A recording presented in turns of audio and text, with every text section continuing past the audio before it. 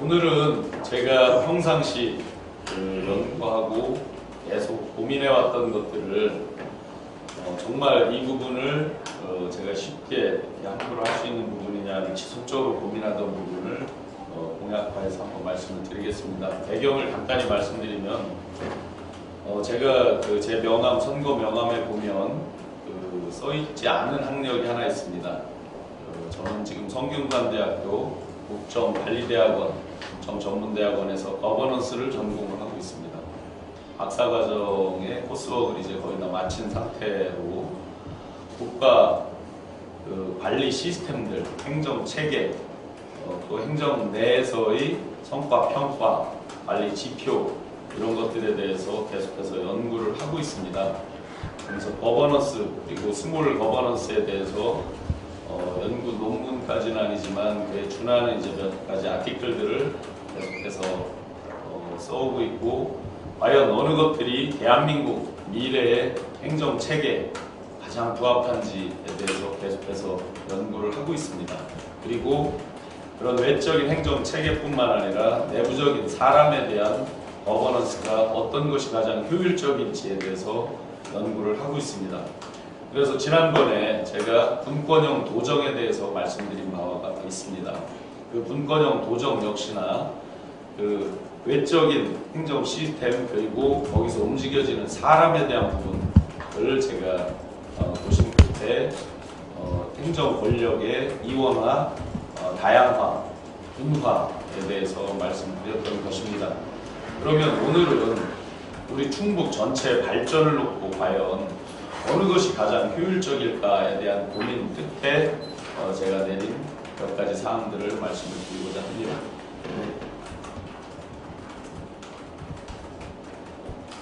우선 제가 가지고 있는 행정 체계에 대한 몇 가지 원칙이 있습니다. 저희가 학교 다니고 중고등학교 다니고 할 때 청주는 30만 인구의 작은 도시였습니다. 그리고 그때 교통, 통신 등은 전국 270여 개 지방자치단체가 얼마든지 옛날 지금 보시면 다들 아시지만 고려시대, 조선시대 계속 이어져 오고 있는 군현 시스템으로 아직도 대한민국은 흘러가고 있습니다.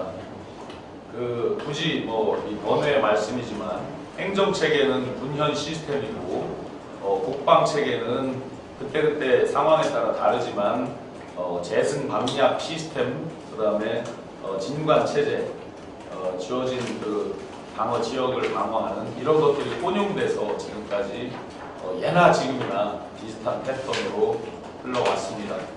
그런데 지난번에 개헌에 대한 이야기들도 한참 있었지만 1987년 개헌 이후로 지금 30년이 지났습니다. 31년이 지나면서 우리가 개헌에서도 몇 가지, 그러니까 헌법에서도 우리 10장 130조 규칙 6항 그 어디를 봐도 담아내지 못하는 몇 가지들이 있습니다. 우선 첫째로 인터넷이라고 하는 통신의 발달 부분을 전혀 담아내지 못합니다.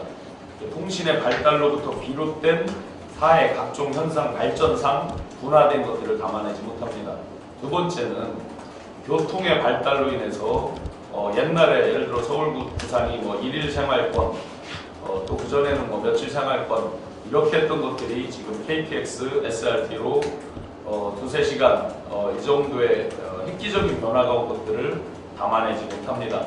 세 번째, 모바일 환경으로 어디든지 본인이 있는 곳이 다 새로운 문화가 창출되고 새로운 가치가 창출된다고 하는 그런 손바닥 안에서 이루어지는 경제, 사회, 문화 이 시스템의 변화를 담아내지 못하고 있습니다. 그래서 제가 거버넌스를 연구하면서 내리고 있는 기본 원칙은 행정체제 효율성 광역화, 기본적으로 교통, 통신의 발달에 따른 광역화가 반드시 필요하다. 굳이 대한민국에서 개헌과 같이 맞물릴 때 중대선거구제 논의들이 나왔었습니다. 이것이 굉장히 시사하는 바가 많습니다. 중대선거구제가 되고 행정구역이 통폐합이 되면서 행정의 효율과 일원화, 효율성이 강조되는 이런 측면이 강하게 있습니다. 그리고 지난번 토론에서 이시종 후보께서 저에게 질문한 게 있습니다. 양원제를 질문했습니다. 그 질문의 배경이 뭐냐면 이시종 후보께서 계산을 예를 들었습니다. 인구 숫자 대비해서 행정이 갖고 정부 지원금이 인구 숫자에 비례해서 내려지다 보니까 거꾸로 반비례하는 게 있습니다. 이시종 후보가 그대로 예를 들은 거를 제가 인용을 하면 예를 들어서 괴산의 공무원은 산불도 예방하랴, 구제역 터지면 구제역도 방어하랴, 무슨 산돼지, 멧돼지 나타나면 멧돼지 퇴치하는 데도 가랴 1인 다역인 경우가 의외로 많다 이겁니다. 자기가 맡은 일 외에도. 그런데 그러면 예를 들어 같은 월급을 주더라도 이 사람은 몇 배 더 일을 해야 되는데 서울 강남의 공무원이다 그러면 딱 자기가 맡은 일만 한다 이거죠. 이거 이시종 후보님이 예를 든 예입니다. 맞습니다. 기본적으로는 맞는 얘기입니다. 그렇게 하면서 저한테 이제 이런 측면에서 이런 인구 구조 대비 지원 이런 게 맞지 않으니까 각 지역은 지역 특색에 맞게 상원, 하원 시스템으로 해서 군의원이나 시의원 이런 것들을 분리해서 하고 광역 단위에서 상원처럼 하면 어떻겠냐 이걸 이제 CBS 토론에서 저한테 질문을 하신 적이 있습니다. 제가 답변은 그랬습니다. 국가, 우리나라 대한민국 정부 대통령제 하에서 당원제, 미국의 대통령제 하에서 양원제, 영국의 수상 총리 시스템에서의 양원제 이런 것들을 제가 예를 들면서 중앙정부에서 양원제가 되지 않는 가운데에서 우리 지방정부만 양원제가 되는 그 모순을 감당하기 어렵다. 큰 방향으로 광역화와 맞물리고 중대선거구와 맞물려서 양원제에 대해서 큰 틀에서 생각해 볼 수 있지만 아직은 시기상조다 이렇게 제가 답을 드렸습니다. 이어지는 맥락에서 행정의 효율화 그리고 생활권의 균일화 또 생활권의 효율화 이런 측면들을 이제 고민을 하지 않을 수 없는 시점이 왔습니다. 그래서 제가 거기에 이제 균형 발전까지 과제들이 같이 놓여져 있습니다. 이 모든 것들을 이제 거버넌스 관점에서 스몰 거버넌스, 그랜드한 거버넌스 관점에서 다시 봤습니다. 그래서 그 생활권이 일원화된 실질 생활권이 동일한 곳들은 생활권으로 묶는 게 더 효율적이겠다라는 기본 결론, 즉 행정체계 이런 부분들은 광역화에서 일원화하고 사회, 문화 이런 데서는 지역별, 소지역별 특색을 잘 살려나갈 수 있게 그렇게 개념을 분리해서 가는 게 앞으로 미래 시대에 맞겠다라는 생각을 가졌습니다. 즉 청주를 광역시로 만들자고 오늘 이 공약을 하는 게 아닙니다. 이미 100만이 넘었지만 광역시가 아닌 곳이 부지기수입니다. 수원, 용인, 성남 저희 청주보다 다 큽니다. 지금 다 100만이 넘어간 도시들입니다. 창원이나 이런 곳들은 이제 특색에 따라서 광역시가 됐지만 수원만 해도 아시다시피 국회의원 선거구가 5개가 있습니다. 110만 이상으로 지금 넘어가 있죠. 계속 인구가 늘고 있고 광역시를 만들자가 아니라 정확한 용어로 광역화입니다. 광역화.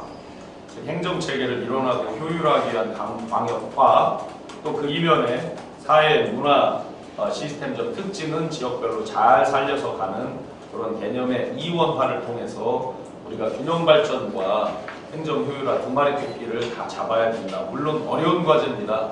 그래서 문권형 도정, 그 다음에 참여형 도정, 즉 도민들이 그동안 정책의 수혜자로 받기만 했다가 이제 참여하는 본인이 정책 결정자로 참여자로 같이 들어와서 하는 이런 부분들을 고민을 해봤습니다. 자, 제가 오늘 발표드리는 건 청주 광역화에 대한 부분입니다. 증평 아시다시피 이것 또한 이시종 후보님의 말씀을 제가 인용하는 게 좋을 것 같습니다. 박경국 후보께서 질문을 했습니다. 청주 증평에 이제 세종시 빨대 효과를 이야기를 하면서 나왔던 내용입니다.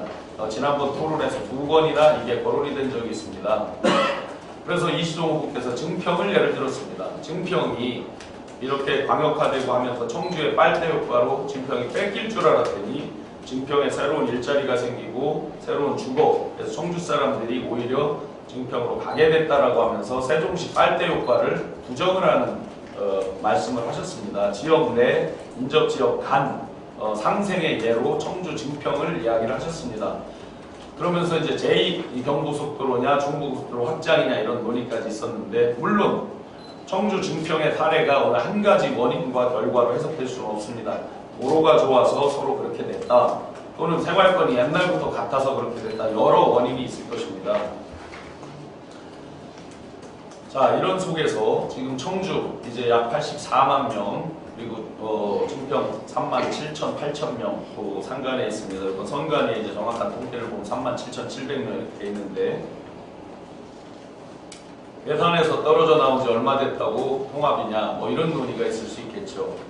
제가 이제 공약 중에 보시면 통일시대, 평화 통일시대 한반도, 청주공항, 그동안 우리가 자랑만 실컷 했지 실제로 하지 못했던 청주공항을 활성화해서 한반도 새로운 스카이 X로도 하늘 평화기를 새롭게 만들자. 그래서 중부권 거점공항으로 한번 제대로 만들어보자. 이런 이제 말씀을 드린 바, 공약을 드린 바가 있습니다. 공약이 아니라 이시영 후보님의 강호축에 대해서, 강호축이 효율성이 떨어진다면 우리는 오히려 청주공항 활성화, KTX 오송 역세권 활성화를 통해서 새로운 시대를 대비하자라고 말씀드린 바가 있습니다. 전체 동심원으로 지도를 그려보시면 그 연속선상에 증평도 다 있습니다. 생활권, 청주 생활권입니다. 상리터널에서 증평, 저 요즘 요새 다니는데 정말 코앞에 있습니다. 증평, 진천, 광해원, 음성 한 축에서 정말 지금 하루에 제가 위아래로 뛰어다니는 게 한 600km씩 이렇게 다닐 때가 있습니다. 충분히 이 현재 도로망과 어떤 지형을 놓고 하루 생활권, 한나절 생활권으로 다 들어와 있습니다. 그런데 이제 증평의 공무원 숫자나 이런 내용을 보시면 답이 나옵니다. 증평은 인구 이제 5만 미만 도시, 5만 이상 도시 이런 이제 분류 기준에서 보시면 증평의 공무원이 상대적으로 다른 시도에 비해서 적습니다. 373명 정원으로 되어 있는데요. 총원이 보통 5만 이상 그리고 5만 미만 평균치가 대체로 540명 선입니다. 그럼 370명 정도로 이제 적게 돼 있죠. 그거는 아마 이제 행정이 분리되면서 그대로 분리된 인원들. 그런데 또한 뒤집어서 보면 있을 부서가 다 있습니다. 인구가 적든 적든 많든. 그러면서 생기는 이제 비효율도 상당히 많이 있습니다. 자, 이 부분에 대해서 청주의 논의가 있을 거고 증평의 논의가 있을 것인데, 저희에게는 2014년 하나의 좋은 선례가 있습니다. 청주 청원 통합에 대한 좋은 선례가 있습니다. 3번 아주 강하게 무산이 됐다가 4번째 성공을 한 사례가 있습니다. 그때도 역시나 대두됐던 통폐합에 따른 장점, 통폐합에 따른 단점이 있었습니다. 대체로 장점 5가지, 단점 5가지 크게 거론이 됐습니다. 대표적인 게 장점 같으면 행정 효율성 제고, 그 다음에 행정 서비스 생산에서 규모의 경제, 그 다음에 정주유권 일원화를 통한 시민 불편 해소, 외부 효과의 내부와 도시 농촌의 균형 발전, 이런 것들이 이제 장점으로 대표적으로 일반적으로 꼽히던 내용이고, 단점은 부정적 효과는 과연 기초자치단체가 이렇게 거대화되는 게 맞느냐라는 게 있었는데, 지금은 이 부분에 대한 논란은 거의 종식이 돼가는 것 같습니다. 교통통신이 워낙 발달하면서 저희 말고도, 우리 충북 말고도 다른 시도도 이런 논의에 대해서는 거의 이견은 없는 것 같습니다.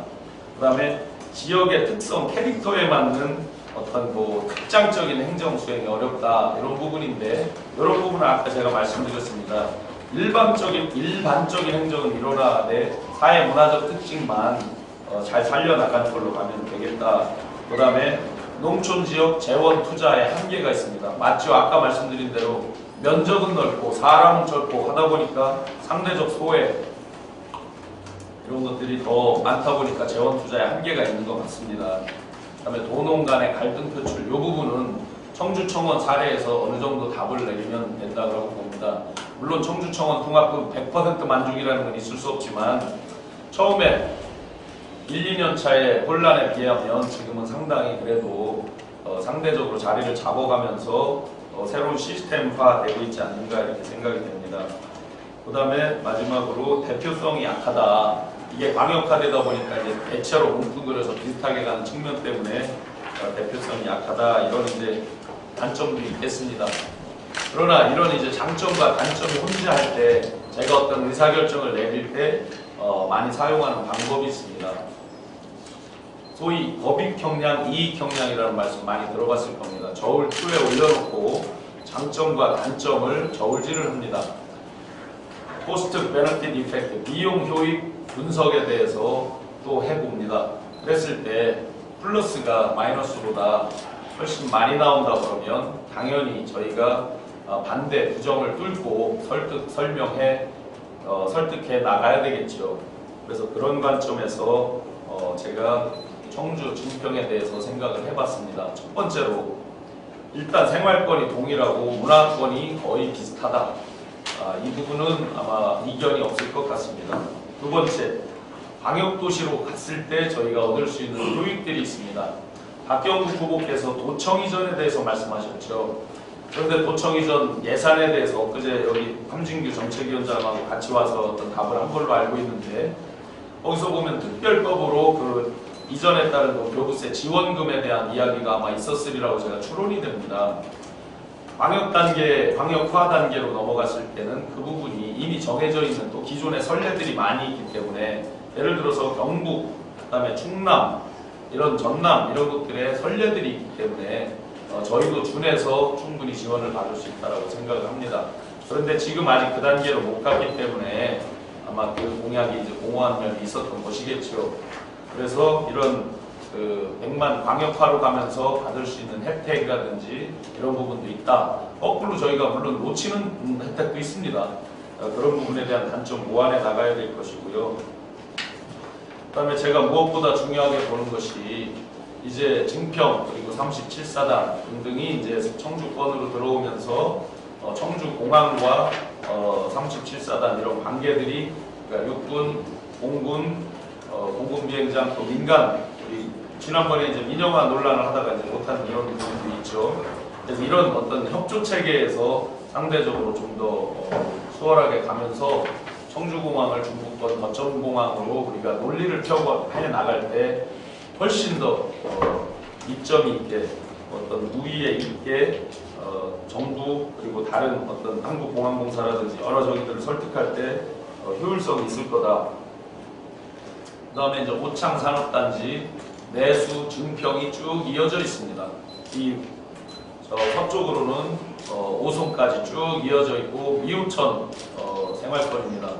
많은 언론들이 미우천 시대를 지금 외쳤습니다. 어느 언론에서는 미호 강시대다라고 외치고 있기도 하고요. 그 미우천 그 축을 따라서 저희가 그 새로운 산업을 발전시켜 나가고 할 때 한 생활권에서 물론 산업단지 다 다르죠. 산업단지 관리하는 것도 다르고 하지만 큰 축에서 청주시권 내에서 광역화를 하면서 일원화하고 지원체계 같은 것들을 통일성 있게 했을 때 저희 충북 전체가 더 발전하는 어떤 중심점이 될 수 있으리라고 생각을 합니다.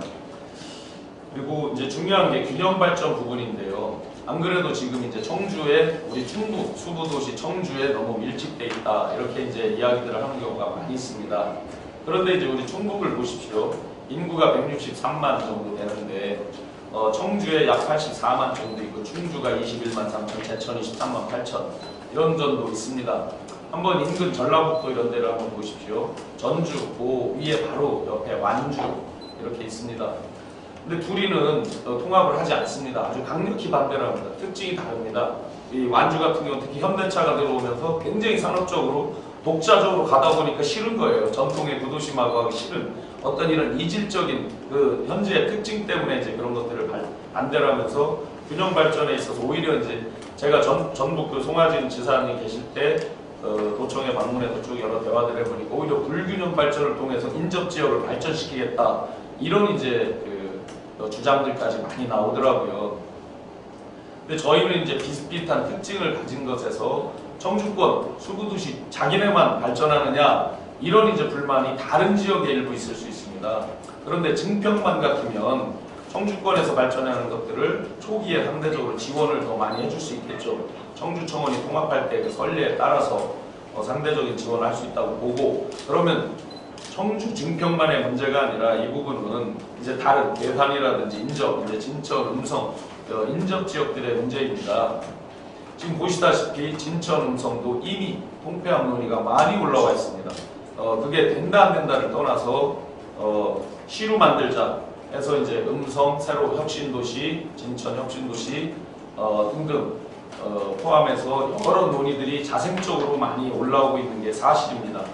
통폐합, 광역화 이런 부분들은 시대적으로 막기는 어려운 대세 부분이다. 그러면 그에 따라서 인접, 저 위로는 단양, 제천까지 과연 어떻게 이런 성과의 과실물을 나눠줄 거냐라는 것들이 이제 가장 큰 문제가 될 것 같습니다. 그래서 이 성장 가능성이 월등히 높은 지역들을 잘 발전시키면서 빨대 효과로 빠는 게 아니라 그 성장의 과실물을 인접 지역에 나눠주는 이런 공유하는 방식의 것들로 우리 충북 163만 그냥 우리가 작다고 상대적으로 작고 분열되고 뭐 이런 걸로 갈 게 아니라 확실하게 제대로 중심점을 잡아서 키워나가면서 상생을 도모할 수 있는 이런 것들이 맞다라고 봅니다. 대전, 충남 거기는 이제 오래됐지만 대전, 충남 특히 이제 충남 도청이 이전하고 그런다고 해서 상생 발전이 안 되느냐 이런 것들을 다 참고적으로 우리가 볼 수 있을 것 같습니다. 경제적 이익에 대해서 특히나 인접 지역과 쉐어하는 나누는 방식들을 잘 활용해서 균형 발전을 가져오는 것이 중요하다고 생각을 합니다.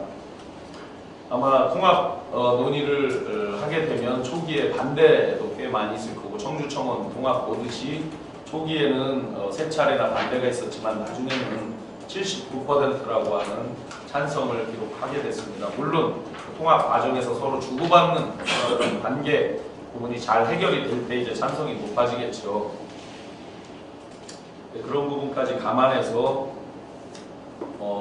조금 시간이 걸리더라도 임기 내에 충분히 논의를 불을 붙여볼 수 있다. 특히 이제 제2경 분야 중부고속도로 확장이냐 여러 논의들이 있었는데 중부고속도로 확장은 이미 이제 진행이 되고 있고 서세종, 동세종 논의는 이제 저희 주장과 조금 달리 아쉽게도 서세종 쪽으로 많이 이렇게 상대적으로 가는 측면이 있는데 그러면 제2경부고속도로 중부고속도로 제2중부 지금 확장되고 있는 부분에 따른 그 생활권 그리고 경제권 열매를 또 쉐어하는 부분 청평 IC부터 오창 이렇게 오면서 한 생활권에서 오는 그 열매를 나누는 부분에 있어서의 효율성 이런 것들도 나름 플러스 요인이 된다고 생각합니다.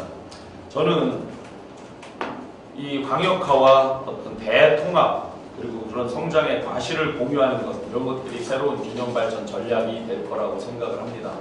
분권형 도정과 함께 맞물려서 행정은 광역화하고 각 사회 문화에 대해서는 특징화하고 이렇게 세세하게 나눠서 살려가는 것들이 분명히 새로운 발전 전략이 될 거다라고 생각을 합니다. 저부터 이런 논의에 있어서 저부터 내려놓고 주민들 뜻을 인내심을 가지고 잘 받들고 듣겠습니다. 그리고 주민 의견, 주민 투표 이런 과정들을 청주청원 선례에 잘 맞게 해나가면서 우리 수구도시 청주만 키운다가 아니라 청주 광역화를 통한 여러 가지 효율성, 그 다음에 경제성, 또 실질 경제적 효과, 산업적 효과를 극대화하면서 인접 지역과 자연스럽게 과실을 나눠가는 그런 과정들을 거쳐가도록 하겠습니다. 감사합니다. 통합할 때를 보시면 인구가 이제 67만 대 15만 4천 요때 이제 청주청원이 됐던 거거든요 당시에. 그래서 상대적으로 이제 특히 이제 청원 지역이 광범위하게 제 기억에 당시에 충북 청원군은 전국에서 면적으로 세 번째인가 넓은 군이었던 걸로 기억이 됩니다. 강원도 인제군하고 봉화군인가를 빼놓고 제일 넓었었다라고 그렇게 기억이 되는데 그런 이렇게 계란형으로 계란 노른자 흰자로 감쌌던 걸 효율성으로 가자 이렇게 했는데 마침 지금 이제 청주 지도를 이렇게 다음 지도에서 놓고 증평하고 이렇게 비교를 해봤습니다. 근데 이제 이게 딱 이제 붙어 있어서 특히 실질 생활권 저도 이제 요즘 계속 다니면서 이렇게 봤을 때 특별히 반대할 그러니까 이걸 하지 않았을 때와 했을 때 효율성에 대해서는 어느 정도 답은 좀 보이더라고요. 인구를 보면 인구로 보면 그 84만 대 3만 8천여 명 이런 이제 관계고, 예산으로 보면 2조 1,500억에 2,450억 이런 이제 현재 규모입니다. 그래서 아마 이제 일부 보통 청주청은 통합할 때도 공무원분들 사이에서 여러 반대들이 있었죠. 자리에 대한 이야기도 있고 통폐합에 대한 구조조정에 대한 이런 여러 가지 이제 갈등들이 있었는데, 이제 그런 부분들까지를 다 감안해서 좋은 선례들을 참작해서 할 수 있는, 그리고 저희가 이런 선례가 있기 때문에 논의는 상대적으로 좀 더 수월하게 할 수 있지 않겠느냐 이런 생각이 듭니다. 이게 어디까지 쳐서 13기인데 원래 저희가 12개였다, 청주시하고 청원이 합쳐지면서 12개 시군이었다, 11개 시군 아마 제가 11개 정확히는 지금 3개시 8개 군이죠 저희가. 네. 네네. 11개 11개 시군이죠 저희가. 파이팅이 잘못됐네. 예, 13개를. 네네. 불러오나. 이거는 아마 저희 담당자가 치면서 잘못 친 것 같습니다. 행정구역 통합에 대한 건 건강한 부분인데요. 사실 증평이 어디하고 하느냐, 청주 국민들이 이제 차라리 한다라는 청주시하고 행정구역 통합. 네, 많이 이야기 언론에서 보고 있습니다. 공감을 하는 부분이긴 한데, 근데 사실 청주시 통합 사례를 드리는데, 청주시 같은 경우는 뭐 이미 부작용들이 아직도 계속 발생하거든요. 흔히 말하는 이제 화학적 융합이 안 되고 물리적 통합만 하다 보니까 특히 공무원사에서 그 이질감이 있어가지고 각종 부작용을 추출하고 있거든요. 그래서 그 당시라고 이제 뭐 투서가 이어지면서 전국적으로 청구면의 청주시가 범죄의 도시처럼 기준이 그런 부분들이 공간을 채워나가고, 행정은 그 사이에 분명히 저는 과도기가 필요하다고 생각하거든요. 지금 이제 4년차 이렇게 온 거니까 그런 아까 그 당시 말씀하신 대통령 없는 그 당시 그런 과도기를 잘 지나면 이건 큰 데랑 작은 데랑 해도 마찬가지고 반드시 겪어야만 할 과도기라고 생각합니다. 규모의 경제나 조기 광역화도 저도 공감하는 부분이긴 한데, 청소년 통합시의 규모의 경제 얘기가 나왔어요. 아까 환승형 구조의 같은 생활동에도 분리되어 있어서 제가 이제 조금 더 극단적인 저기를 하나 드리면, 조선 팔도라고 하고 옛날에 우리나라가 이제 지금 17개 이제 방역으로 이제 단체장이 막 치러지고 있잖아요. 그런데 지금 교통, 통신하고 해보면, 예를 들어 제가 이제 청와대 일할 때 어떤 행사 같은 거를 주관해 되면 번역별로 이렇게 나누거든요. 부울, 영, 예를 들어 부산, 울산, 경남 뭐 이런 식으로, 그다음에 호남 뭐 이런 식으로 나눠 보면, 경기 북부, 경기 남부 이렇게 나눠 보면 약 6대 번역이면 지금 같으면 대한민국이 거의 커버가 되는 수준까지 와 있다. 도로나 통신으로 보면 우리 고속도로도 그렇고 철도도 그렇고, 그런 이제 큰 개념에서 다시 이제 작은 개념으로 들어와 보면 이미 시대적인 대세나 흐름은. 근데 후보님도 알지만 박근혜 대통령 때 사실은 전국 60개 방역 행정구역을 개편하려고 하는 시도도 하고 말 때 있잖아요. 그 3단 행정구조를 가져와서 4단 개혁을 하려고 사실 일이 좀 못했거든요. 꼭 그 일환은 아닌데, 제가 추가적으로 좀 질문을 드리려고 하다가 좀 말씀을 하셔가지고 질문을 드렸는데, 얘기는 뭐냐면 사실 그 경제통이시잖아요. 그러니까 경제학자들도 하는 얘기지만 사실 낙수 효과냐 아니면 빨대 효과냐 얘기를 하거든요. 그래서 아까 말씀하신 것처럼 규모의 경제를 이뤄서 충북 발전의 선도적인 역할을 청주시가 할 수 있다. 그를 통해서 주변에 낙수 효과를 통해서 경제 발전을 이뤄가는 것. 아까 강원도에서 얘기하셨죠. 근데 뭐 이미 저보다 잘 아시겠지만 경제학자들도 낙수 효과나 아니면 빨대 효과에 대해서 되게 회의적이고 사실 의견이 분분하고 있거든요. 근데 그 아까 말씀하신 균형 발전의 새로운 시각이라고 말씀하셨는데, 오히려 너무 이 뭐랄까 그 다른 시도하고 너무 차이가 더 많이 나지 않을까요? 이게 이제 증평하고 예를 들어서 그동안 생활권이나 또 경제권이 많이 분리되어 있는 걸 어거지로 해서, 예를 들어서 뭐 광역시로 만들기 위해서 억지로 요번에 꼭 해야 된다 이런 거라 그러면 이제 빨대 효과 부분에서 인근 지역을 다 빨아들이고 이런 부작용이 꽤 많을 텐데, 지금은 그냥 저희가 행정구역만 나눠져 있고 실질적으로 뭐 거의 차이가 없고, 저희 지금 캠프에도 증평에서 출퇴근하는 친구가 2명이나 있습니다. 그냥 그 새벽에 갔다가 또 새벽에 오고 뭐 편안하게 다 이렇게 하고 있는 상태이기 때문에 경제적인 부분에서의 낙수냐 빨대냐의 부분을 청주증권만큼은 그렇게 큰 영향을 주지 네, 영향이 상대적으로 없을 것이다라고 저는 추정을 일단 해봅니다. 기자가 우려했던 부분은 세종시 빨대 효과도 있는데 만약에 행정부의 통합될 경우 증평으로의 빨대 효과도 세종 통합 효과는 이미 뭐 다시는 답이지만 없던 게 생겼습니다. 그리고 보시다시피 올 초에 22만이었는데 벌써 30만을 찍었습니다. 단기간에 이미 그건 50만을 예정하고 그대로 가고 있는 도시이기 때문에 인구가 느는 만큼 집값 올라가고 땅값 올라가고 하면서 산업경제가 옮겨가고 하는 건 당연히 그 기간 동안만큼은 저희가 예상되는 거라서 그 빨대 효과는 인위적으로 막기가 그 기간만큼 만만치 않다는 거는 다 알고 있습니다. 그래서 예를 들어서 이런 거 하나 예를 들어 볼게요. 옥천에서 대전 광역 GTX 또 대전 광역 GTX 이거 거쳐서 청주 들어오는 거 이런 거에 대해서는 저는 굉장히 조심스럽게 접근해야 된다고 했습니다. 왜냐하면 관광 수요로 우리가 대전 사람들을 잡아오는 것과 옥천이나 영동 이쪽에서 어떤 산업적인 걸로 빠져나가는 것을 보면 머물고 여기서 생산 겸 소비가 일어날 때가 최고인 거죠, 그죠? 그런데 이제 그게 아니고 여기서 일부 소비만 일어나고 나머지 소비는 다 대전에 가서 일어나고 이런 경우가 이제 예상이 되고 서울에서 요거 한번 GTX를 생각해 보세요. 삼성동 저 코엑스부터 킨텍스 일산까지 지금 GTX를 하고 있죠. 25분 정도 맥시멈 이제 보고 하는 건데 이거는 둘이 비슷하게 좋은 효과를 같이 윈윈하는 케이스입니다.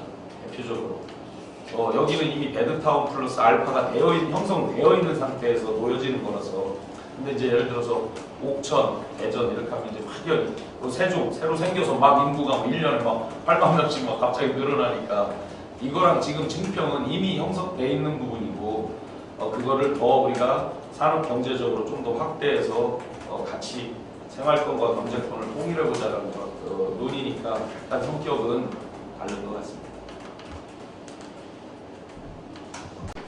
EBS랑 한 게 지금 오늘 방송되고 있습니다.